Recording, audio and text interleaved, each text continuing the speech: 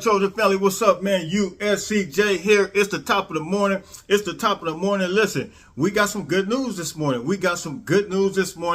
USC offense is one of the top offenses in the country. You're going to see that. I want to deal with this guy first, Dejan Lafiti, but USC offense is one of the most efficient offenses as well. So we got one of the top offenses in scoring and one of the most efficient offenses as it relates to just offense efficiency. And listen, we are continuing to move and groove in the right direction, man. Listen, it's a blessed morning. How's everybody doing? I hope everybody's getting ready to get up, get out, and make some things happen this morning. Listen, we got a big D line guy that was just offered by USC. Now, to me, this one is significant because in my comment section, probably about 2 weeks ago, Brenton Iverson, I had to go back and look at my comments.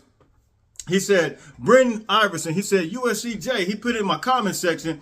He said, look, man, I need you to send this guy over to some of the coaches, man. He put the information in there. He's a 6'3" guy. I went and looked at him. I sent it over to who I felt like would be able to get it.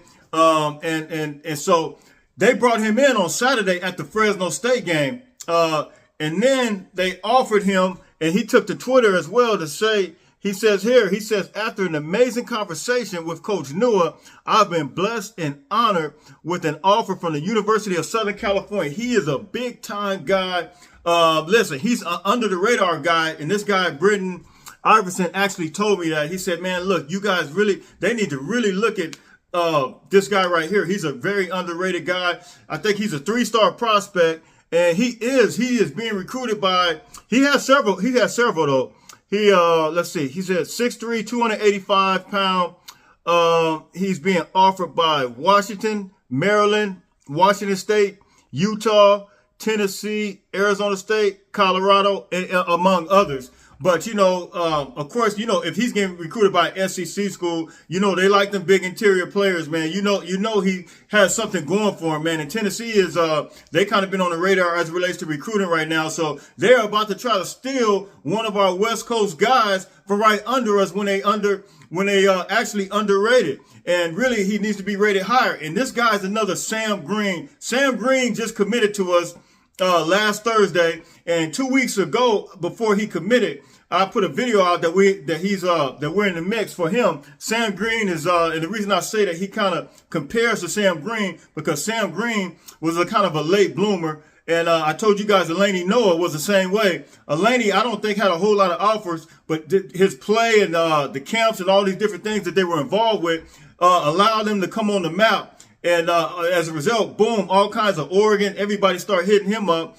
Same thing happened with Sam Green, Texas A&M, Penn State. Those guys started hitting him up. All of a sudden, he had like 15 offers. This guy is the same way. He is one that is essentially could be he should be rated higher. But as a result, he's gone under the radar. And listen, now USC recognizes it. I recognize it. Everybody recognizes it. This guy needs to be offered. He has been offered. And so, listen,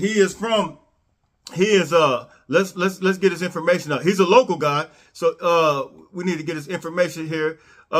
He's from Ontario, and we want to make sure we stay. This is part of keeping these guys in our backyard.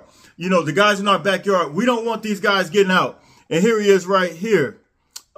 He's from Ontario, California, Colony High School. So listen, he's a 2023 guy. So listen, this guy can make a commitment soon and be able to come to us next year along with this class right here. Somebody like him could be bumped up. I've seen this film, man. Somebody like him he's not an edge. He's not one of those 6'3" guys, 285 guys that's an edge rusher. This guy's a pure D-line guy, and he's going to smash somebody in the mouth. Straight up. That's what it is. So listen, you guys hit me in the comment section. You guys tell me what you think about that. This big guy right here, Dejan Lafiti, We want him.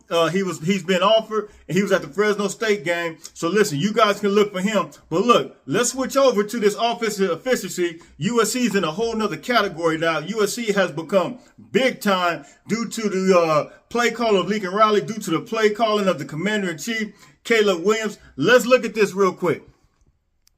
So here it is right here. West Coast college football. You can find them on Twitter. You can find them on Instagram. But they put USC as one of the most efficient offenses in the country. Now, we see Kansas up there. I know we see Kansas. But this is ESPN FPI offensive efficiency as well. We see Kansas up there, but I don't think Kansas really hadn't played just anybody yet. But, of course, you got Ohio State. You got Georgia and Washington. I'm going to tell you something, though. Washington with that guy Hendricks that came from Indiana, that guy is a baller, man. He was a baller at Indiana.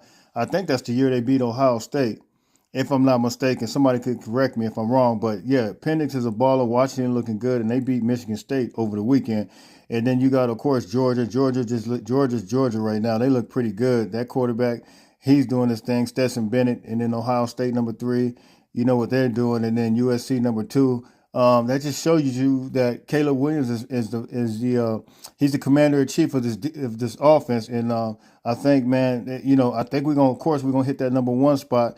Very efficient, and if you look over here, we're in the top 10 scoring offenses. You got Michigan 55.3 points, which I know they hadn't played anybody. James Madison is a lower division school. So I kind of don't count them in. Tennessee making some noise with 52 points per game. North Carolina, number 4, with 51.3 points. And then you got Kansas again, 51 points a game. Then USC, 50.7 points a game. Minnesota, 7, 49.7. Oklahoma State, 8, 49.7. And actually, they're tied for number 7.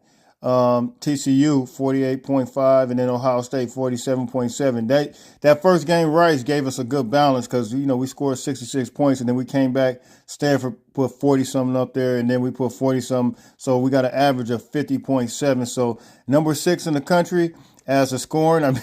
This time last year we did not score this much points. This many points. We did not have nowhere near this many points.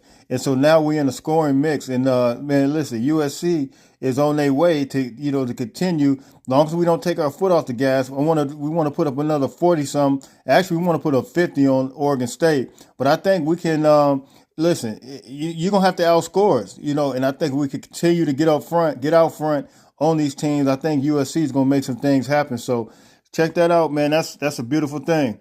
Most efficient. And essentially winning the scoring title right now.